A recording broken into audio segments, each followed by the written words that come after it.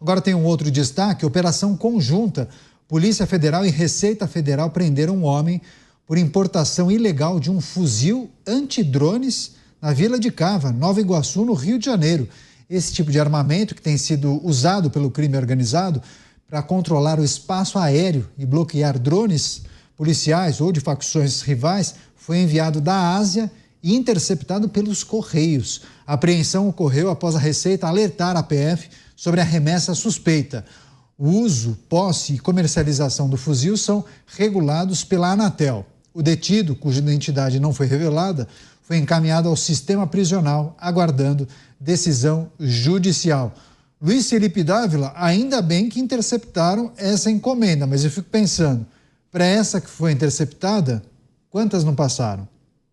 Deve ter passado um monte, porque a ousadia do sujeito, o cara compra isso pelo correio, vai no correio, assina, sai ali com a maior tranquilidade, como se... Aliás, deve ter feito isso várias vezes, né?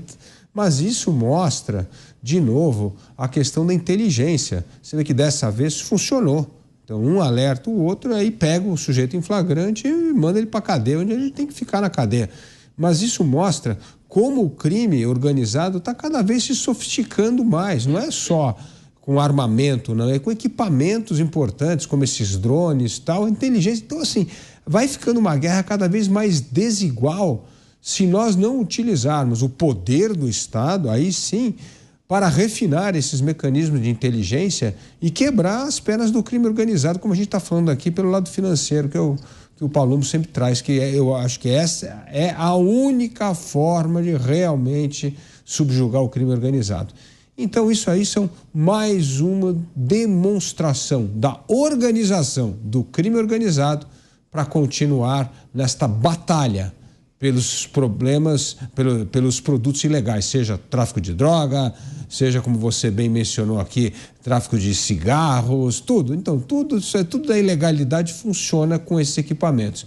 A gente está, infelizmente, perdendo essa guerra contra o crime. Pois é, falamos outro dia, né, delegado Palumbo, sobre a necessidade de fortalecer, acho que foi o Beraldo que disse que seria maravilhoso, fundamental que o governo federal cuidasse pelo menos das fronteiras para que não entrasse essa quantidade de armamento ilegal, de contrabando, que acaba abastecendo o crime organizado. Agora, chama atenção, né? Essa operação que identificou um homem responsável pela importação ilegal de um fuzil antidrones lá no Rio de Janeiro. O que seria um fuzil antidrones? Ele é automático, identifica de forma automática por um sensor um drone que esteja sobrevoando determinada região, ele faz o disparo, fazendo uma comparação como aquele sistema antimísseis de Israel, que a gente pôde observar nessa guerra contra o Hamas?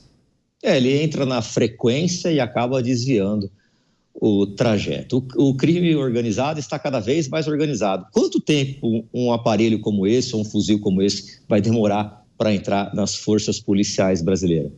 Quanto tempo? A gente não sabe. Por quê? Porque os governos não investem. E o governo federal, ao invés de ficar com essa ideia mirabolante, eu não sei de onde ele tira essas ideias de criar um SUS da Secretaria, um SUS do Ministério da Justiça para controlar as polícias civil, militar, técnico-científica. É gente que não entende absolutamente nada de segurança. Quando eu vejo, por exemplo, que eles estão mandando a Força Nacional, que é composta por policiais do Brasil inteiro, para o Rio de Janeiro, eles estão colocando em xeque, em morte, aliás, né, a vida desses policiais. Por quê? Quem que conhece o Rio de Janeiro? Os policiais do Rio de Janeiro. Não adianta você me jogar lá com uma equipe de policiais do Garra ou do GOI onde eu trabalhei, porque eu não vou nem saber andar. E a possibilidade de a gente se estrepar é gigantesca. A gente tem que conhecer o território e não ser jogado lá.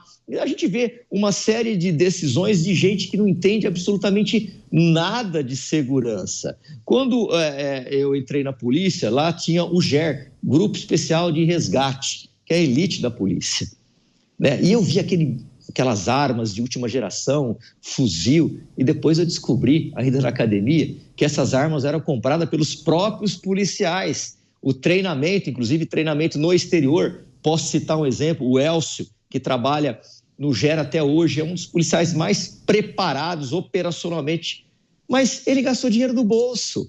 Não foi o Estado que deu para ele. Ele gastou com equipamento, com treinamento, ou seja, nós vamos ficar dependendo da boa vontade e do dinheiro do policial que já ganha uma porcaria de salário para fazer segurança pública de qualidade? Tá difícil assim. Tá bom, eu vou passar para o Beraldo, mas só ficou uma dúvida, delegado Palumbo, esse caso que o senhor trouxe aqui. Esse agente que teve que comprar uma arma com o seu próprio dinheiro para treinamento, ele não pode utilizar esse armamento em operações, ou pode? Pode. Antigamente podia, né? Agora com esses decretos aí do governo federal ficou mais difícil. Mas eu, por exemplo, a primeira coisa que eu fiz, eu me recusei a usar uma porcaria de arma que me deram do Estado e comprei uma Glock.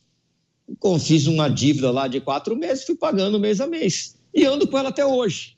Até hoje, porque é uma arma extremamente confiável. O policial, ele precisa ter uma arma confiável. E não uma arma que falha pra caramba. Você, Cristiano Beraldo, é claro, a notícia em destaque, um homem preso por importar fuzis antidrones, mostra a sofisticação das organizações criminosas. Agora, é preciso ampliar e expandir a reflexão sobre a quantidade de armas ilegais que acabam entrando no Brasil, né, Beraldo? Mas olha a diferença, Canhoto, olha como é desproporcional.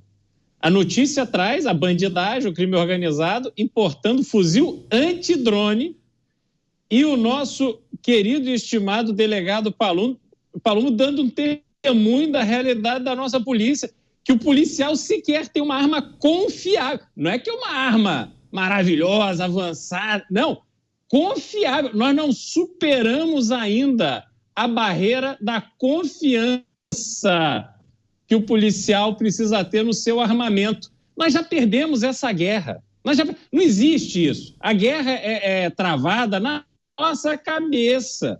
E de heróis que fazem parte da Polícia Civil, da Polícia Militar. Porque a realidade dos fatos nos traz isso. Não há guerra sendo travada. Porque você não consegue guerrear com essa diferença de capacidade, de sofisticação, de preparo.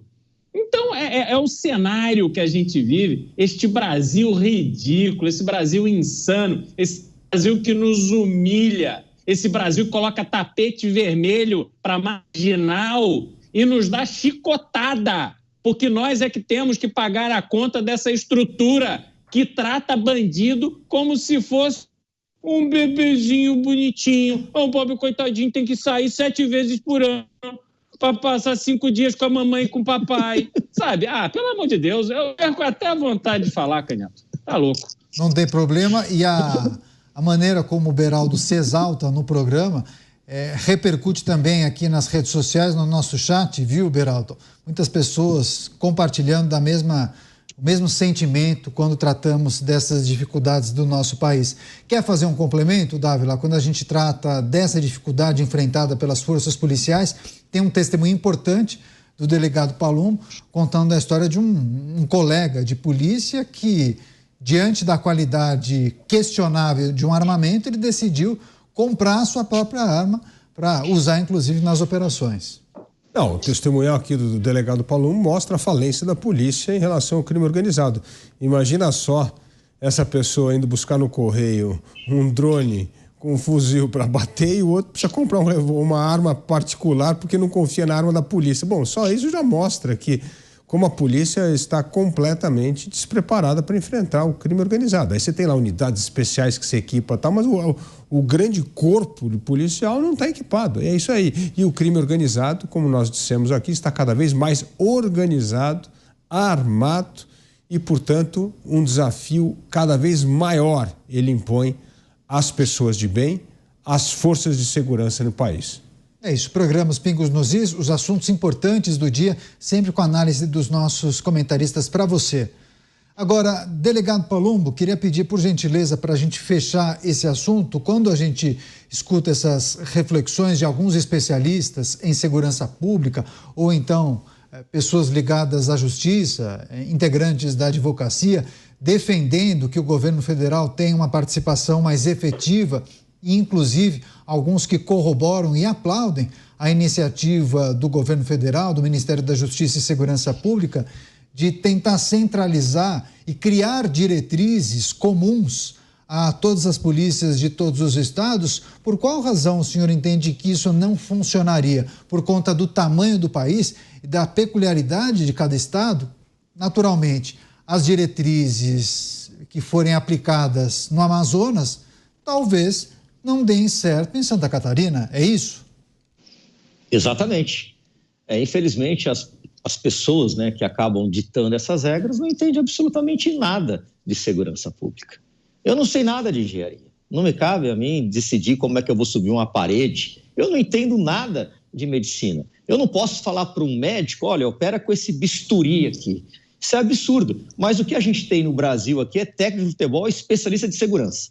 Especialista de segurança que nunca deu um tiro na vida. Quando escuta um tiro, sai correndo e bate o recorde dos 100 metros rasos. É isso que acontece no Brasil. Nós estamos lidando com segurança pública de maneira amadora. Nós temos que colocar policiais, pessoas capacitadas. Eu tive uma reunião com o ministro da Justiça, a pedido de membros do Ministério Público e de delegados de polícia, porque eles estavam com dificuldade de comprar arma, com dificuldade de ter o seu armamento, dificuldade de usar o seu armamento. Isso parece uma piada. Um delegado e um promotor de justiça ter que ir lá, bater na porta do ministro, olha, muda essa lei, porque senão nós não vamos conseguir portar o nosso equipamento. Isso beira a comédia, a piada, né?